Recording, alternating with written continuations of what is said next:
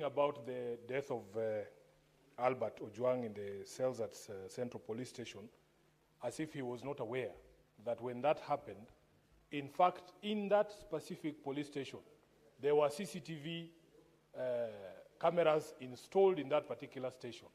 But what we have been told by IPOA is that somebody was bold enough to disable or to mess with the footage that would have captured the moment at which we lost our brother, Albert Ojwang. Yes. And Mr. Speaker, this is the reason why context of the behavior of police officers, the context of the behavior of public officers is extremely critical. We, as Kenyans, when we passed this constitution, Honorable Speaker, we were in a certain frame of mind.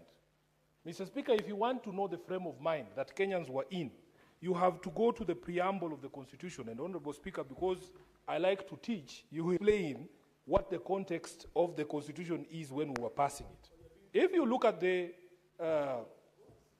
preamble, Honorable Speaker, Kenyan people committed to nurturing and protecting the well-being of the individual, the family, communities, and the nation. Those of us who went to proper law schools know that when names or words are used in a certain order, it is not a fluke. There is a reason why it starts with the individual, the family, communities, and the nation.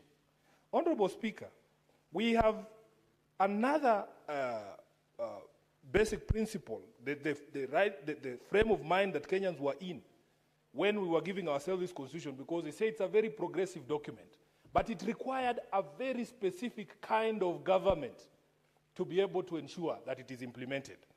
And that government is specified under the preamble that it has to be a government based on the essential values of human rights, equality, freedom, democracy, social justice, and the rule of law. Again, Honorable Speaker, when phrases are used one after the other, it is important for you to pay attention to the order in which they are used. Here, we started with human rights. It was deliberate, Honorable Speaker. Mr. Speaker, because of the history of this country, with police brutality, abductions, detention without trial, torture, kidnappings, we went ahead and provided, Honorable Speaker, that there are four specific rights that cannot under any circumstances, Honorable Speaker, be derogated from. And those rights are enumerated at Article 25, I think. Let me just read it, Honorable Speaker. Article 25, which is the only article that talks about fundamental rights and freedoms that may not be limited. So it doesn't matter the circumstances. You cannot derogate from these rights. And they are, number one, freedom from torture and cruel, inhuman, or degrading treatment or punishment. Freedom from torture, cruel, inhuman, or degrading treatment or punishment. Number two, Honorable Speaker, freedom from slavery or servitude. Number three, the right to a fair trial. And lastly, Honorable Speaker, the right to an order of habeas corpus. The right to an order of habeas corpus for those farmers in the House, like Senator Methu, is an order for the production of somebody who is in the custody of police officers. Speaker, the culture of impunity that we have created in this country is what gives a police officer at Central Police Station the confidence to know that even when he switches off that police camera or the CCTV and commits murder in the cells, the places where we've been told should be the safest places, that culture that gives the people confidence is what we are trying to address as a country. And Honorable Speaker, it shocked me to levels that I cannot even imagine, that a member of this House and a lawyer, for that matter, somebody who claims to be a legal mind, Honorable Speaker, would forget these fundamental provisions of the Constitution and support a situation where Kenyans are being subjected to abduction, subjected to torture, subjected to cruel and dehumanizing punishment. Honorable Speaker, there was a very serious case of some of our activists who went to stand with our brothers in Tanzania. My good friend, the chairperson of Chadema, Tundu Lissu, who has been facing treason charges. My brother John Heche, who was arrested at the border of Tanzania when he was coming to mourn Baba, somebody who has been his friend for many years. When some of our colleagues here, including respected people, tried to go there to stand in solidarity with these great movers, members of the democracy movement, they were subjected to some of the most inhuman things that you will ever go through. I hear people calling themselves Kalenjin warriors on the floor of this house. Some of the things that we heard from Boniface Mwangi, I would want to know why a Kalenjin warrior would wish any of that punishment and mistreatment on any human being, Kalenjin warrior or not. Speaker, it disgusts us. And one of the things that is the most disgusting for me as Senator Sifuna and SG of ODM is that some of these characters have been running around wearing ODM colors, calling themselves founder members of ODM. Mr. Speaker, they say birds of a feather flock together. Those are not our colors. Those are not our people. Those are not our values. The ODM party, Honorable Speaker, is a party that is known for justice. We are the manufacturers. We are the birthers of this constitution. There is no way, Honorable Speaker, we will associate with characters who run around saying people should be subjected to inhuman and degrading treatment. Senator Sifuna, so, there's a point Speaker, of order. There's a point of order. What's your point of order, Cherargey? Mr. Speaker, I raise understanding on the 101.1. I've heard Senator Sifuna mention a number of names and the judicial conducts like Tundu Lissu, Heche, that come from Tanzania. It's on record. Here, Mr. Speaker, when you read understanding 101.1, it says neither the personal conduct of the president nor the conduct of the speaker or of any judge nor judicial conduct of any other person performing judicial functions nor any other conduct of head of state or government or the representative of Kenya or any friendly country or the conduct of the holder of office whose removal from such is dependent upon decision of the Senate shall be referred adversely except upon a specific substantive motion of which at least 3 days notice has been given. The reading, the upshot, is it in order for Senator Sifuna to refer to other matters? We are aware that Tundu Lissu is undergoing judicial process in Tanzania. It is on record. But is it in order for him to refer to such matters in a friendly neighboring country without a substantive motion, which we don't have a problem? If he brings it, it would be in order. Is it in order, Mr. Speaker? Can he withdraw and confine himself within the standing orders, Mr. Speaker, of Standing Order 120 of the standing orders? You should listen. Honorable Speaker, I wish the Honorable Cherargey listens to people making submissions on this floor.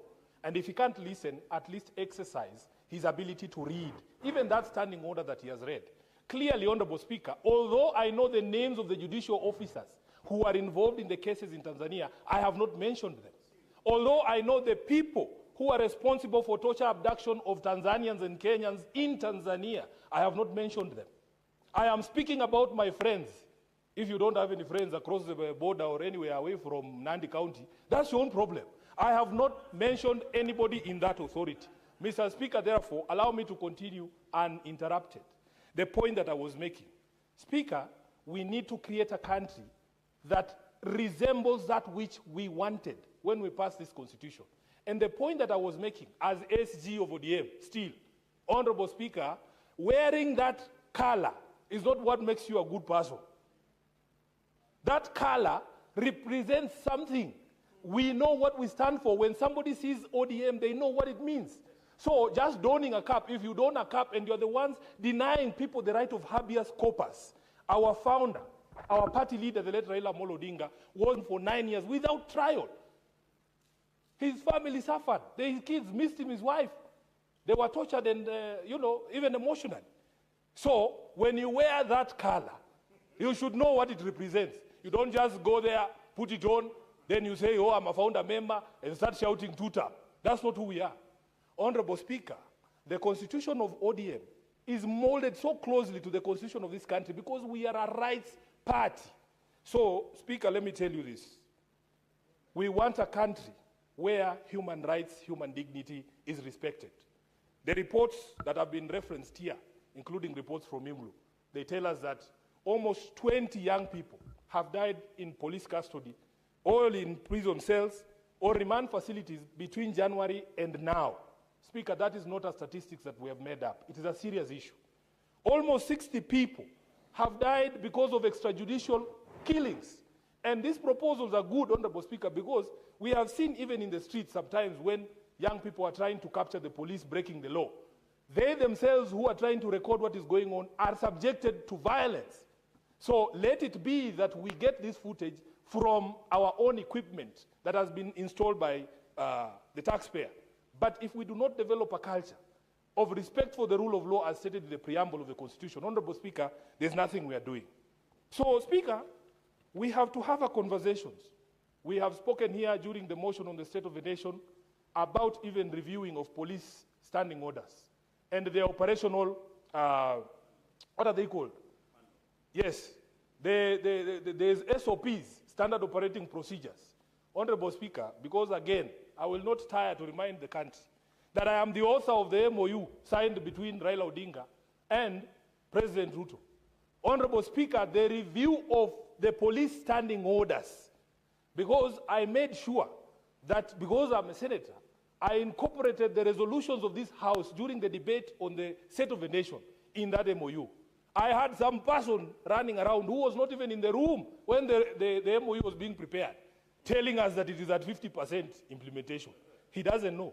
He hasn't read it, I can confirm, because I know him. He will tell you when that thing has been implemented, because it is not something to hide. It is like this debate we were having in the afternoon. Whether SHA is working or not is not something somebody will tell you. You will hear from the people on the ground.